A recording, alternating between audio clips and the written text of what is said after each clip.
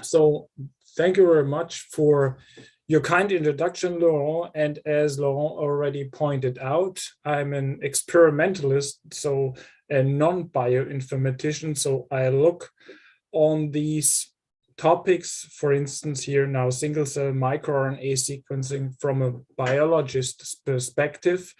And I'm very interested to work with bioinformaticians to learn more how we could improve these methods we are developing in such a way that they at the far end could be also applicable to clinical samples. So I would like to thank all the 6 organizers of the Small RNA Club to provide the opportunity to us to illustrate our efforts to bring microRNA omics in a reliable and hopefully highly reproducible manner to the single cell level. And at the onset of our approach, we winnowed the literature very consequently for all kinds of protocols which claim to be able to amplify and sequence microRNA from single cells or very, very low input amounts. And we came up with a total of 4 different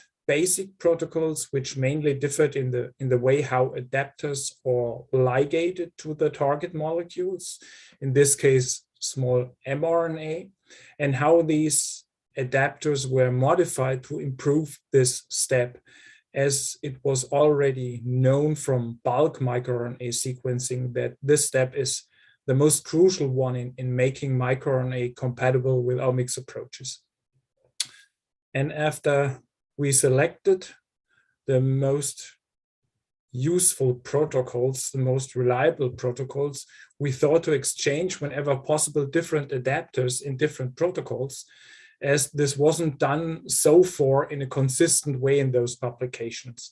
So we ended up at the end with a total of 19 possible protocol and variations thereof, which we wanted to evaluate it in a 3-step benchmarking strategy. So stage 1 consisted here on the right side on the top level, consisted of input single MCF7 cells. These are breast cancer cells, where we spiked in 10 picogram of a microRNA spike in. This is an artificial compendium of more than 1,000 annotated microRNAs, which are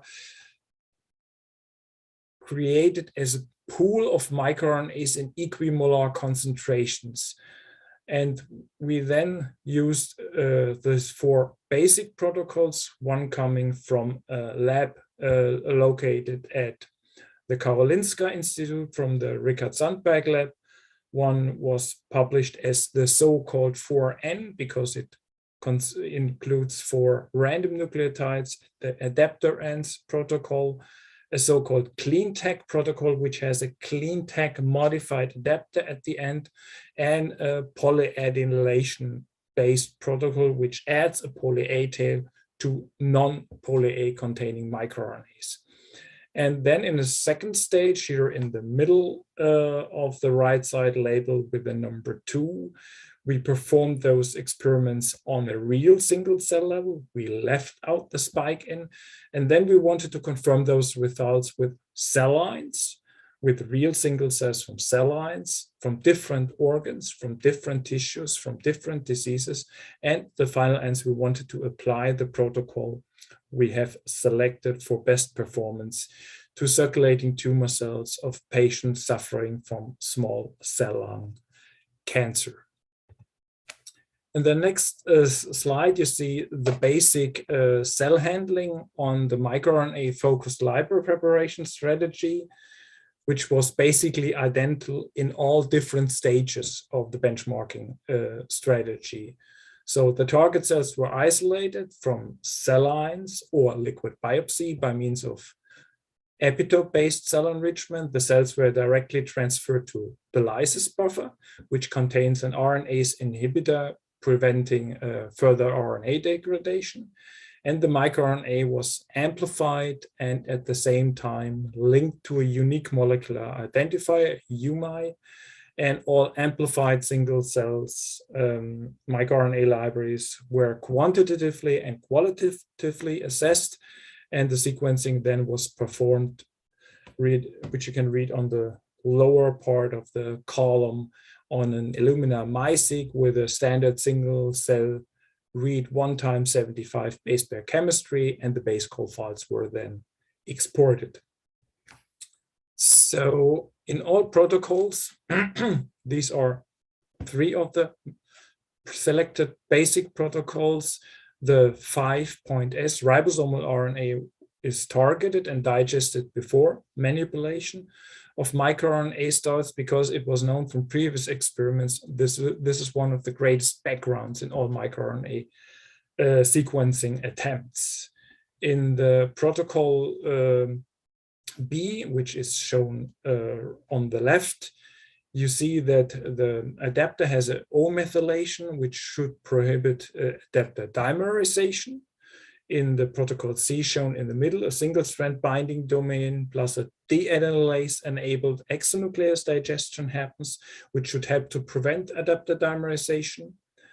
And in protocol D, shown on the right side, the polyadenylation strategy enabling oligo-DT priming via the 3' end of the target molecule is selected as the method of choice.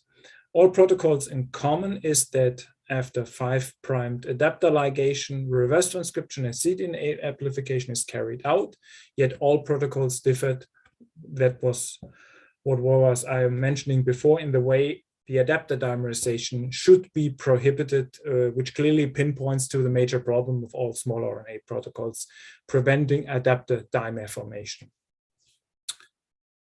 At the end of the stage 1, I'm a little bit visionary at the moment. It turned out that the following single-cell microRNA-seq liberation protocol, basic protocol 4, was showing the best performance.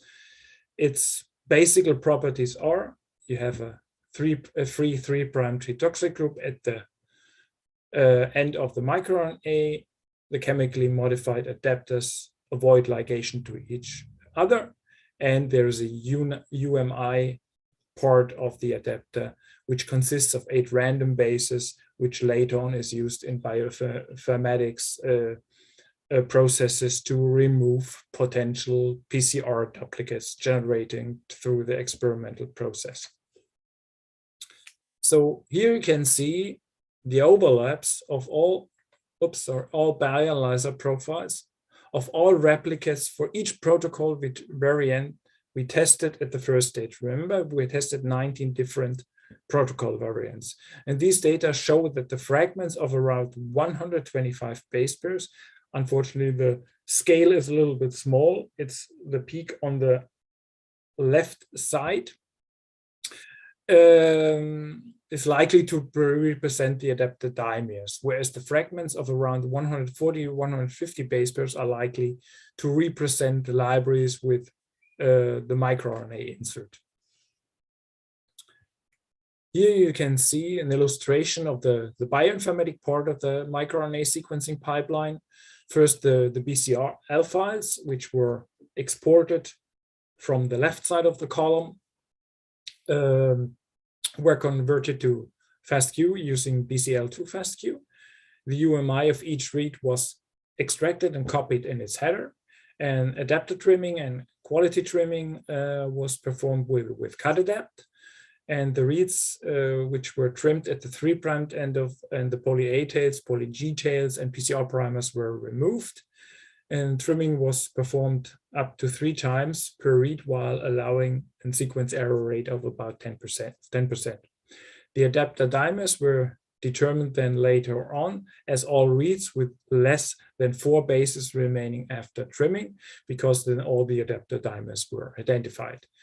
Remaining reads were mapped against the primary assembly of the current human genome assembly using STAR, and then the RNA classes, which were identified using feature counts, requiring an overlap of at least 90% of reads with annotated regions, and allowing multi-mapping and overlapping features, were compared to annotations extracted from GenCode, from MIR-base, from PIR-base, and from GTR and ADB. And by this means, we could then identify the different RNA classes to which each of the read family belongs. Each read was then assigned to the appropriate RNA category in a hierarchical manner. And at an additional mapping against the microRNA-Explorer sequence here you see on the left side was performed only in stage 1 because we used here the spike-ins, and the expression of the microRNA's putative expression, because this was a spike-in, was quantified with a microRNA master, and the read deduplication was performed with UMI tools. And the plots were generated in classical R tools with ggplot2, halves, ggcridges, complex heat map, and upset R. And here on the left side, you can see, Here on the left side, you can see that several libraries almost completely consisted of adapted dimers, the major problem when performing smaller RNA protocols. However, the best performing protocols showed up to 90% of reads matching to the spiked in microRNA population. And with the top protocols, almost all spiked in microRNAs were detected, even from very, very low amounts as 10 picogram microRNA. On the right side, the detected microRNA Explorer sequences for all tested protocols sorted by decreasing average per protocol are indicated. The average read distribution for all tested protocols is shown sorted by the microRNA reads proportion. And for the 8 best performing protocols, here shown in this greenish rectangle, 3 additional replicates were analyzed to improve statistical power. Among the best performing protocols were different basic protocols. Only the polyadenylation-based approach was completely sorted out. On the left side here, you see a UMAP, which shows the embedding of all sequence sample with microRNA Explorer, and the samples of the best protocols are highlighted in their respective color, and the remaining protocols which do not are not presented among the best 8 ones are grayed out. Samples processed with a 5' and the 3' foreign adapters showed a clear split in comparison to all other protocols. The Sandbag protocol showed the highest reproducibility, followed by the Sandbag protocol used with the 4N adapter primers and in combination with the CleanTech primers. And the 4On protocols showed the lowest reproducibility, unfortunately.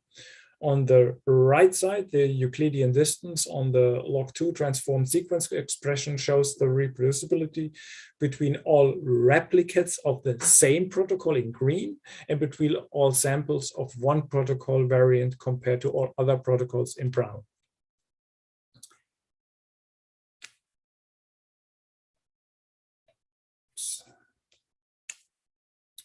Here you see now the distribution of the top 100 expressed microRNA Explorer sequences per sample. So the samples are grouped by protocol and ordered by ascending coefficient of variation. And as the spiked-in microRNAs have equimolar concentrations and should therefore present the same expression value, this type of analysis shows that the new version of the Sandbag protocol shows the lowest variation between the detected microRNAs. 6 of the 8 protocols contain UMIs, which allow for the correction of the PCR artifacts. And after applying this, the accuracy of all protocols improved, now showing that the protocol with the 4 degenerate bases at the end of the primers and with the CleanTech adapters present the lowest variation. But all 8 best performing protocols were subsequently also evaluated in stage 2 on the real single cell level. Here the number of reads sequenced in stage 1, the microRNA explore spike in stage 4, right on the left side, on the right side, the MCF7 single cell equivalents only or illustrated together with the adapter dimers found in both stages. One can easily see that the total number of reads remained comparable from the first to the second stage. However, in stage 2, the fraction of reads mapping to the human genome and the frequency of reads mapping to microRNAs clearly decreased. Now the libraries generated by the protocols SBN, SB4N, and 4NC3 consisted almost completely of adapter dimers. Compared to stage 1, the spike-in experiment stage, it can be clearly seen that the amount of adapter dimers increased for all tested protocols. Here the top 10 microRNAs detected in multiple experiments are displayed. Among all in total, we detected 713 different microRNAs in the cell line sample, and microRNA 215P was found in all sequence libraries, followed by LET7A5P and MIR1825P as the most frequently expressed microRNA. The upset plot on the right shows the microRNAs jointly detected by multiple protocols in black or exclusively found in only one protocol in orange. And a higher heterogeneity of the microRNAs was detected per experimental setup. And in total, 69 microRNAs were detected in at least one replicate in all protocols. But we have to note that 60 microRNAs were exclusively detected in the SBN protocol. So here the mapping stats of the total reads show that all protocols perform worse on the single cell level, and the amount of adapter dimers increased in all of them. Only about 2% of total reads map to annotated microRNAs. All other reads map to either protein coding genes, long non-coding RNAs, intergenic reads probably derived from read-throughs, and other small RNA classes. Some libraries were even completely consisting of adapter dimers. However, in total, we detected between 20 and 300 different microRNAs by the different protocols. The Sandberg protocol, here termed again SB, was among the protocols with the highest number of detected microRNAs, whilst showing the lowest amount of adapter dimers.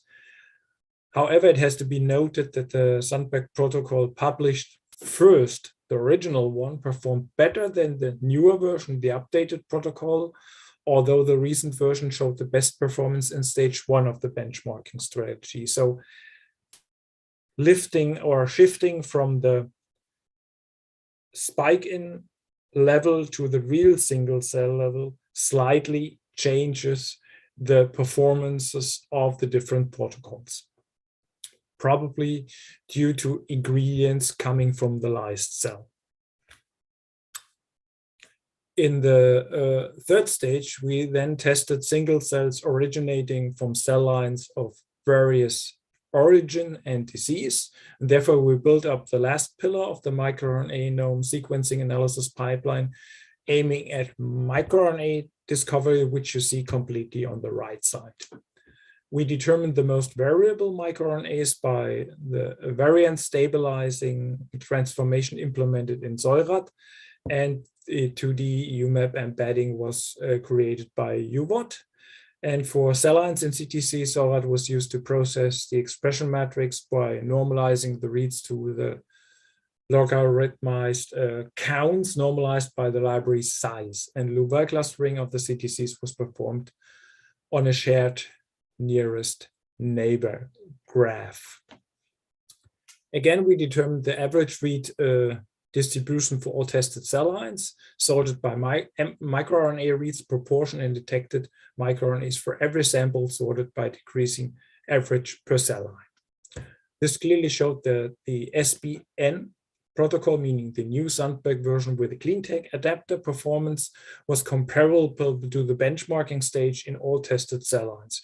Roughly about 1 to 5% of all reads mapped to annotated microRNAs. And the bar plot at the top shows on the y-axis that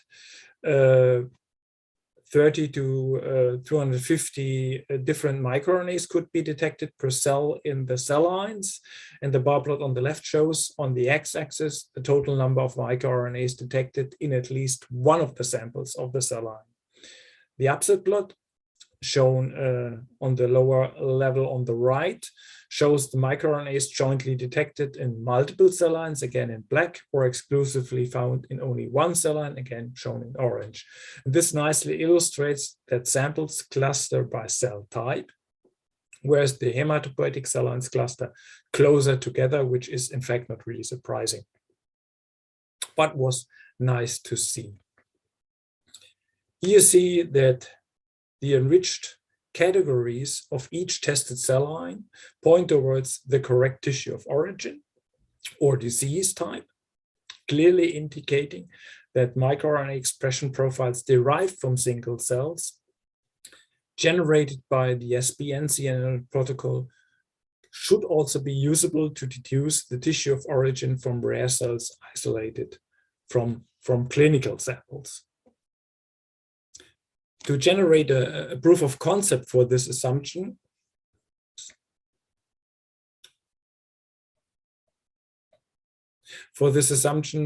we obtained blood from seven advanced stage small cell lung cancer patients.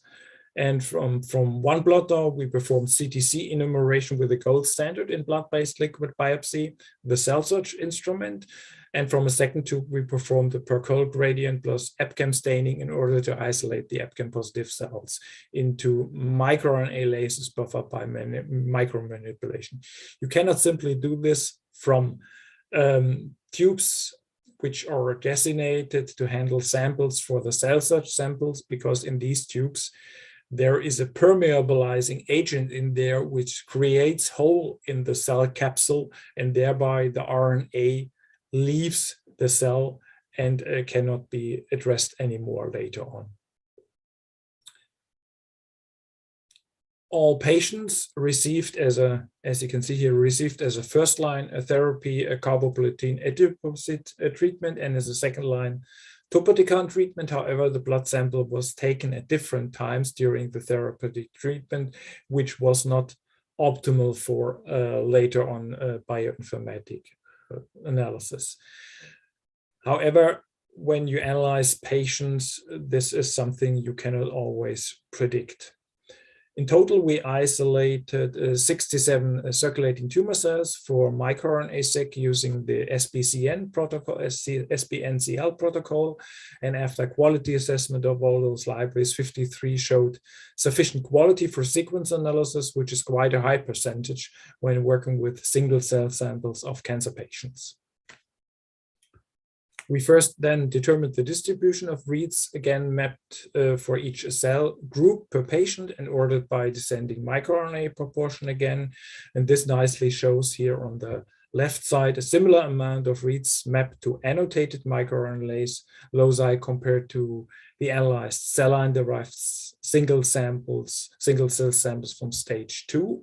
And the UMAP embedding of all samples colored by patient and left and by cluster on right also nicely shows that the analyzed CTCs do not cluster per patient.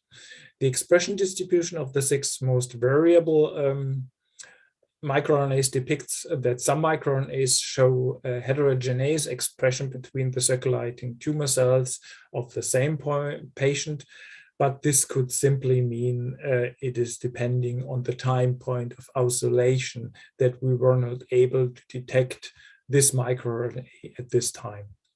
The top 7 microRNAs that were detected in at least 90% of all cells are shown to the right. After enrichment analysis, we could then show that all analyzed small cell lung cancer derived circulating tumor cells present lung and carcinoma as enriched categories, which indicates that microRNA profiling might be a cost-efficient tool for pinpointing cancer of unknown primary. We also detected the expression of 10 non-annotated microRNAs, of which 4 showed hits in Myakata, and a pilot plot obtained from Myakata for one of those overlapping microRNA candidates is shown on the right, and the distribution of the read proportion also supplied, which is supplied by each experiment that detected this microRNA. So we can summarize that the single-cell microRNA protocol benchmarking approach identified several different protocol variations that can be used for microRNA sequencing of very low input samples. However, on the single-cell level, only the protocol SB and SBNCL showed a sufficient performance, whereas the SBNCL protocol showed the highest reproducibility. This protocol then, when applied to cell lines and even clinical single-cell samples, allowed to identify the tissue of origin of the analyzed single cells and if these cells are affected by a disease. However, there is still room definitely to improve the protocol to generate a higher amount of reads mapping to microRNA, and in order to apply the protocol routinely to larger patient cohorts or to larger cell numbers. It has to be also miniaturized and automated. And the QC has to be developed to assess the quality of single-cell microRNA libraries. And our most recent improvements on both of these topics will be presented afterwards by Sarah. And one additional request that has already been made by several colleagues to us is a fully automated and combined microRNA-seq protocol. So we have started working on that and will keep you up to date if you're interested. So in case you have questions or inquiries to use, please feel free to contact me or Sarah at one of the following addresses.